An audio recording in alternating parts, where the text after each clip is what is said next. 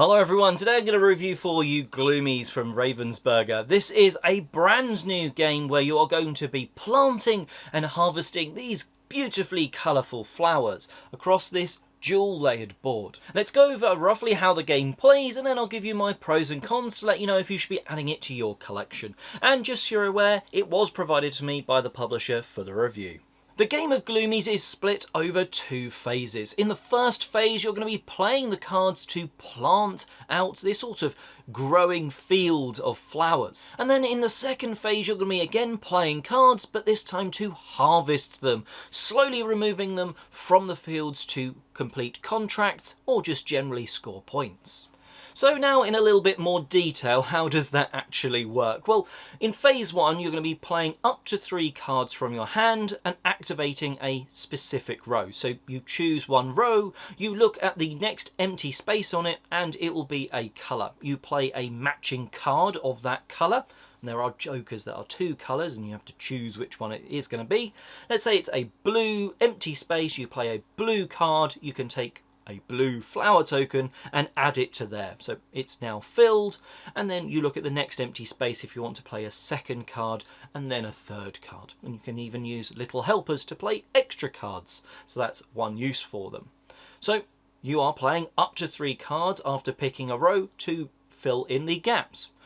Where you get up to, that is going to determine what bonus token you can take. Let's say you've put 2 things down, you then look at the column, the last thing that's been put down, and claim the bonus token. The cards you use to put those flowers out onto the board are placed below your player board for the scoring. The third part, after placing and that bonus that you're going to do on your turn, is draw new cards. Now, normally you can take 2 standard non-multicoloured cards from the market or 1 multicoloured joker card. Though if you want to, at this point you can trade in a little helper for an additional normal card or 2 for an additional joker. This goes back and forth with you slowly growing out this field of flowers until at the end of someone's turn all the spaces to the left of the white line are filled. It doesn't matter how many or how few past that are filled, just that main area. At this point you move on to the phase 1 scoring, which while is slightly different for 2 players, it's just a different number.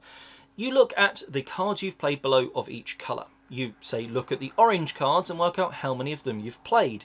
If you've played 1 to 3, they are worth that many points, so 3 cards, 3 points. However, if you've played more than 4 of any of the colours, that colour, each card is worth 2 points. So straight away, 4 cards is worth 8 points. That's quite a big jump. As I noted, in a 2-player game, instead of 4, it's 6 that you need to get of each one, but otherwise it works the same. One of the bonus tokens that you can get during this first phase is Stardust. You can also get them in phase 2 as well, and depending on how many of them you've got, up to a maximum of 6, you can score points. Then you move on to the second half of the game. You flip your player board over, you shuffle all those cards underneath your player board and your hand together to make your own personal deck. You're no longer going to be drawing cards from a secondary sort of side market. No, your deck is now your deck and yours alone. In phase 2, it works very similar. Instead of, however, playing cards to put out stuff in the empty spaces, you're going to be looking at the filled spaces with flower tokens in one row, whichever one you choose, and playing cards from your hand to harvest those tokens. You must straight away decide to put them on orders, which are selections of the colourful flowers, or just onto your player board for just simple points. The risk here is, let's say an order has 4 flowers on it and you only get 3 of them, you get no points for that, whereas those flower tokens would have given you points if they just went on your player board. You might quickly question where do you get those orders from. Those are one of the phase 1 bonuses that you can pick up, and you'll almost certainly pick up a few of them. Once you've harvested, just like in phase 1, where you've harvested up to, you look if there is a bonus token in that column and you take the top one and activate it. In this phase, you're not going to be getting orders, but you might be getting additional flower tokens or still some of that Stardust. Then, like I alluded to earlier, rather than just drawing from a sort of central market, you just draw 2 cards off the top of your personal deck, and then it's on to the other player. Again to phase 1, once all of the flower tokens on the left of that white line have been harvested, the round ends straight away at the end of that person's turn, and you start calculating points. So in addition to all the points you had already got from phase 1, you're going to score a few different things. For each little helper that you didn't use throughout the game, they're worth 1 point. You then look at the flower tokens that are on your player board and work out how much they're worth each, and then if you have completed orders, how many points those give you. Finally, you count up how much Stardust you've got, and again look at the table on your player board just to work out how many points it's worth. Add all that together, and whoever has the most points wins. So that's how you play Gloomies, but should you be adding it to your collection? Well, we have to start off with something that smacks you in the face as soon as you open that box. The production quality is pretty high.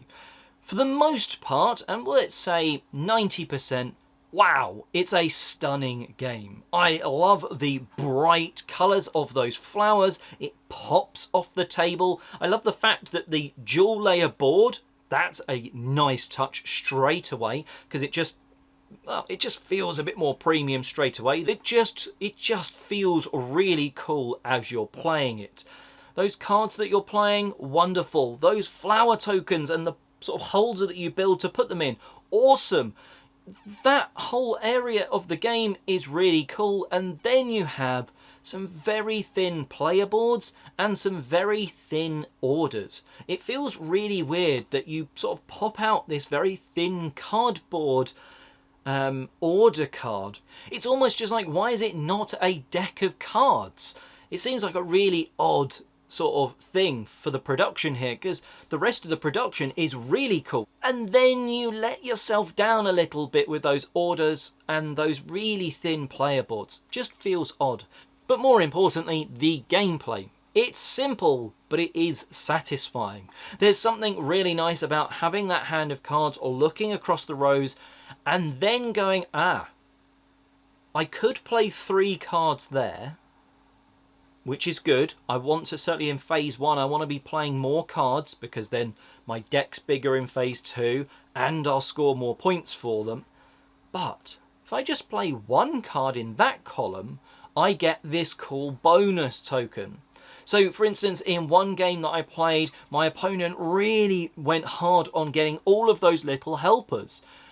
From the bonus tokens, it meant I had access to like none of them throughout the entire game, so I wasn't able to play bonus cards or do the little extra little things here and there that those let you. They also give you just points at the end of the game, and I didn't have access to, well, more than about 2 in the entire game. So there's some cool things from those bonus tokens that sort of drags you and draws your attention, but it's really satisfying just playing these cards and putting the tokens down. And the 2 phases are different, but they are similar enough that when you teach the game, you don't have to do that sort of awkward, right, we'll play phase 1 and then I'll teach you phase 2. You need to learn a whole load of other bits, so this first game is just void with full-on learning. No, straight away you can be like, this is what you do in phase 1, and you're going to basically do the same thing, but instead of playing the cards to put things down, you're going to be doing that to harvest them. There's subtle differences, like where you draw cards from at the end of your turn, but that's about it. So the 2 phases just make sense, which is really nice from a teaching point of view. Now, why I say it is incredibly satisfying when you do play your cards and get that bonus token, or manage to chain it together, maybe with a little helper to play an additional card. Maybe you've put 4 cards down and 4 flower tokens, or harvested 4 flower tokens on a turn. That's really cool. What is slightly frustrating though are those turns where you look at your cards and go, well, I can't do anything. Now, there is a little caveat here that if you can't play a card on your turn, you do get a little helper as a little bit of a, well, yeah, your turn sucked a bit, but here's something for you, maybe to make a future turn better. So they have gone some way to, well, you know, offsetting that frustration. But there are still those frustrating turns where you go, I can't actually do anything. And maybe that's bad planning from my point of view. I should have thought, maybe I hold on to that orange because there's a few opportunities to play it next turn. Maybe I should have done that.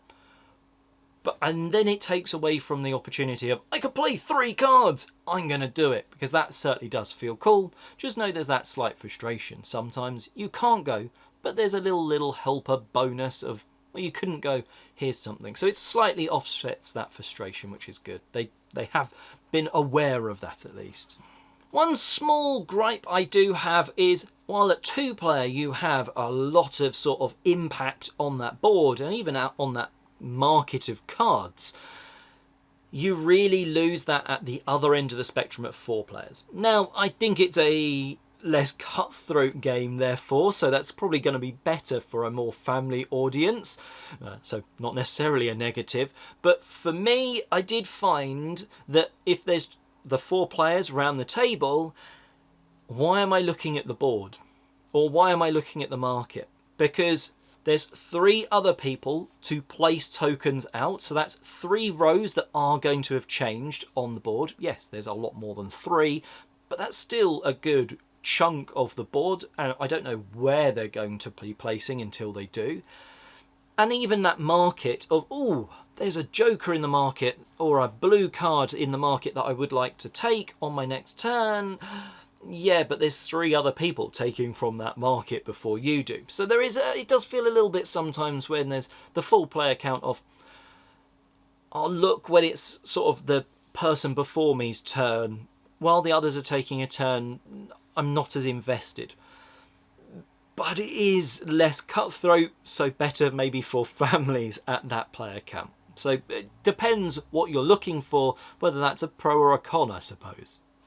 So overall, we've enjoyed Gloomies. It's a pleasant one that actually the first time you get it to the table and you go through the rules, you can see people go, oh, there's 2 phases, oh, they're a bit different. And then as soon as they play or take a turn, they're like, oh yeah, I see how this all works.